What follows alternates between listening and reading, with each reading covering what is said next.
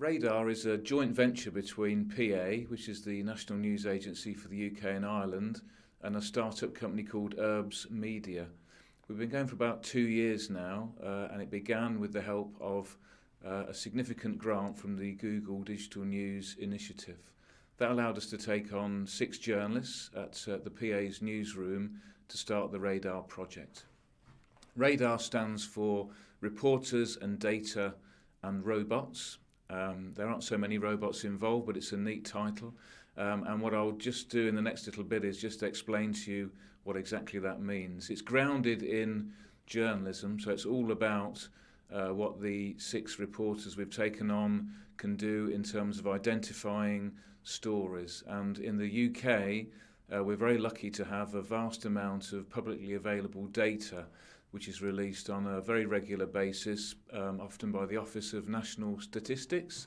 And it will cover a whole range of areas: crime, education, transport, health, and it will give lots of detail, right down to a very local level on different aspects of crime, hospital waiting times, all those kinds of things that people are very interested in. It's what they pay their taxes towards. But actually there's very little visibility of this kind of information in the media. So what these journalists are trained to do is to interrogate these data sets when they become available, and they look for interesting angles within the data. And once they've found those interesting lines, it might be, well, let's do something on where most cars get stolen. Let's look at each town in the country for car thefts or a different type of crime. Let's look at hospital waiting times for every hospital across the country.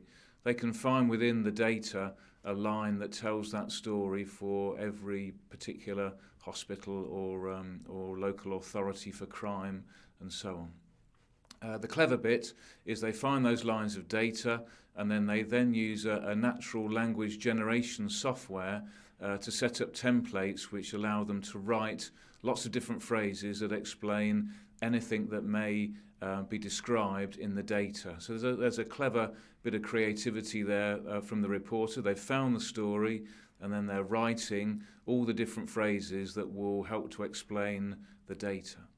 And then the kind of automated process is pushing the data for each area through the magic machine, through the natural language generator, and into the template. We form a story where the right phrases will come in to describe every eventuality that the data has brought in.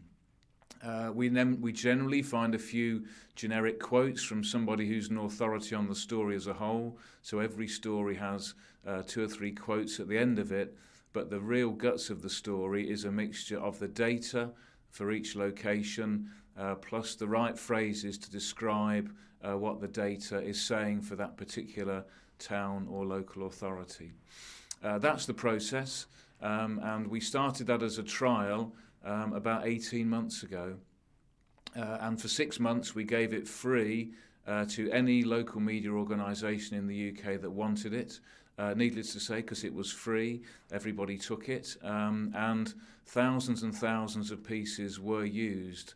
And when I talk about thousands, to give you an idea, in the last year, that team of 6 reporters has created some 210,000 stories. So they do an initial piece of work, they can set up a template, they find the data, but then the real magic is that from that one piece of work, they might produce 350 stories instead of the one that they would be doing if they were doing it for just one place. Now, when we thought of this as a proposition, we thought that the content would go out to the media organisations, and they would maybe use it as an idea, and then they would write more around it. In fact, what we've found is that all the websites that take the content use the stories as we send them to them. So there's no additional work involved, and that will tell you that the quality of the stories that's created by this process is good enough for it to appear direct without any further work involved. What we've also found is that when a media organisation locally has used it on their website, they very often also use it in their newspaper, but they will then probably do a bit more work to make it a longer story. So they might ring up the local police or a local Doctors Association to get a view to make it a slightly bigger story. And we've found over the course of the time we've been doing this that the vast majority of the stories are appearing at the very front of the newspapers. So this is something that's providing front page leads for newspapers on an almost daily basis. They're certainly not buried in the papers, they're very prominent, which again I think speaks to how good the stories are and how relevant they are. So we ran this as a trial for 6 months, and then for the last year or so this has been a fully fledged commercial operation, and any regional local news provider that wants the service has to pay to receive it. And the good news is that a significant number of our local customers have signed up for the service, and they now receive content from us on a daily basis. And if you're a town or a city, you can probably expect 3 or 4 stories a week that will relate specifically to your area. So we believe it's been a great success. We think there's a lot more potential in the future. It could be used in many other countries around the world. Any country where good quality data is released in good formatting on a regular basis, you can use this approach to make it work. We think we can use it in other areas around football match reporting, where there's good data around the reporting from every constituency in a general election, for example. And we've also started to think around how you might structure data to create good court reporting as well. That's a bit of a bigger step, but it's something that we really do aspire to as well. So that's Radar. We're very proud of it. It's been a real innovation. We believe it's something that we're doing and doesn't exist in this format anywhere else in the world.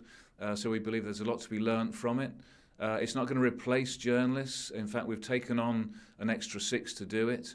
And it allows us to do a level of coverage that we could never do just with people out and about on the ground covering things. So to my mind, it's a really neat way of doing an extra layer of great journalism that's very relevant to people.